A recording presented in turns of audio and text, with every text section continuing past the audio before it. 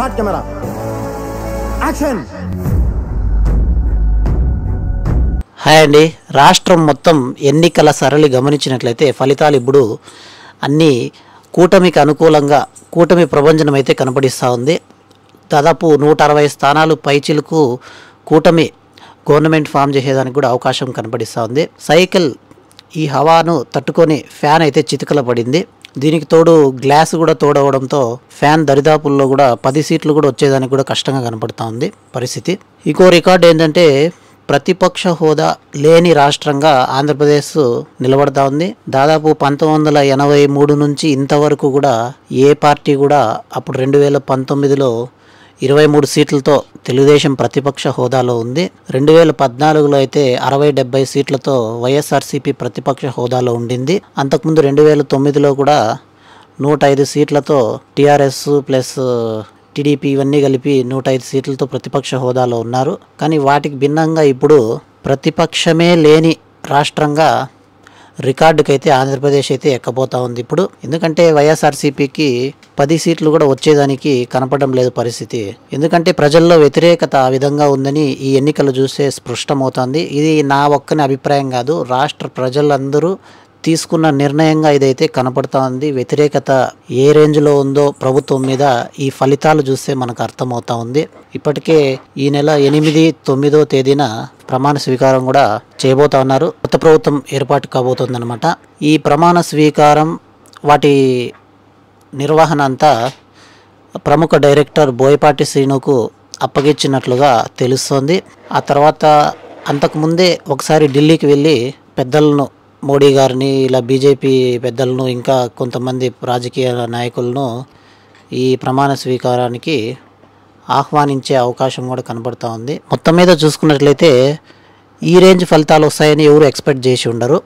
కాకపోతే KK survey చెప్పిన దానికి దగ్గరగా ఫలితాలు అయితే ఉన్నాయి. ఇక ఆరామ్ అస్థాన్ సర్వే అయితే అంతా చెప్పుకోనవసరం లేదు, చెప్పినట్లుగా జరగలేదు. కేకే సర్వే ఒక్కటే ఫలితాలకు అనుగుణంగా రియాలిటీకి దగ్గరగా అయితే కేకే సర్వే వాళ్ళు ఇచ్చిన ఫలితాలు ఖచ్చితంగా 160+ అన్నారు. అలాగే ఫలితాలు కూడా వస్తూ ఉన్నాయి. ఇప్పటికే మనం చూసి ఉంటాము లైవ్లో. మంత్రి రోజా కావచ్చు, కొడాలి నాని కావచ్చు, అదేవిధంగా మాజీ మంత్రులు కావచ్చు, అందరూ కౌంటింగ్ సెంటర్ల దగ్గర నుంచి సైలెంట్గా వెళ్ళిపోయిన పరిస్థితి అయితే టీవీలో దృశ్యాలు అయితే చూసాము. మాట్లాడే పరిస్థితి లేదు, ఎందుకంటే ఓడిపోతున్నారు కాబట్టి మాట్లాడడానికి ఏం మాటలు ఉండవు కాబట్టి వెళ్ళిపోయారు. ఇక చూడాలి కొత్త ప్రభుత్వం ఏ విధంగా ప్రభుత్వాన్ని ఏర్పాటు చేస్తుంది.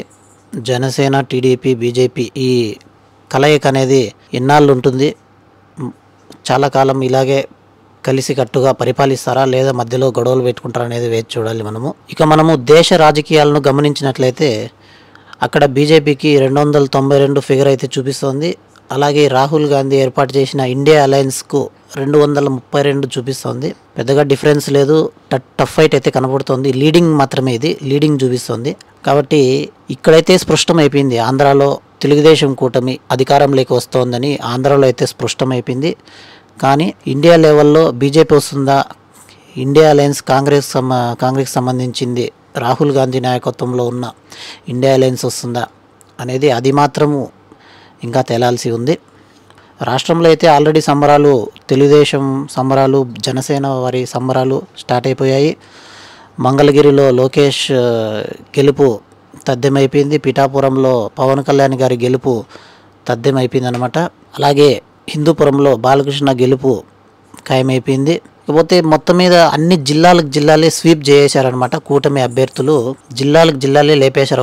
ఒక్క కడప మినహాయిస్తే రాయలసీమ, కోస్తా ఆంధ్ర, అమరావతి, గుంటూరు ఎటు చూసినా కూడా కూటమి విజయం సొంతం చేసుకుంది. ఈ ఫలితాలు చూస్తే ప్రభుత్వం మీద వ్యతిరేకత ఈ తరహాలో ఉందా అని అర్థమైతే అవుతుంది మనకు. ఇక ఓడిపోవడానికి కారణాలు ఏంటి, వైఎస్ఆర్సీపీ ఇంత ఘోరంగా ఓడిపోతున్న దానికి కారణాలు ఏంటి అని చూసినట్లయితే, ఒకటి కేవలం పథకాలనే నమ్ముకున్నారు. పథకాలు ఇస్తే చాలు ప్రజలు మాకు మళ్ళీ ఓట్లు వేస్తారనేది వాళ్ళు కాన్ఫిడెన్స్ పెట్టుకున్నారనమాట. ఆ కాన్ఫిడెన్స్ ప్రజలు అనేది నెరవేర్చలేదు. ఎందుకంటే ప్రజలకు ఇంకా ఏదో కావాలి, డెవలప్మెంట్ అయ్యుండొచ్చు లేదా ఇంకేదన్నా అయ్యుండొచ్చు, ప్రజలకు ఇంకా ఏదో మార్పు కావాలి కాబట్టి ప్రజలైతే ప్రభుత్వాన్ని మార్చేశారనమాట. ఇప్పటివరకు ఉన్న అప్డేట్స్ అయితే ఇవి. పూర్తి ఫలితాలు వచ్చిన తర్వాత మళ్ళీ ఒకసారి మనము అప్డేట్స్ చేద్దాము జిల్లాల వారీగా, అదేవిధంగా పార్టీల వారీగా. Thanks for watching.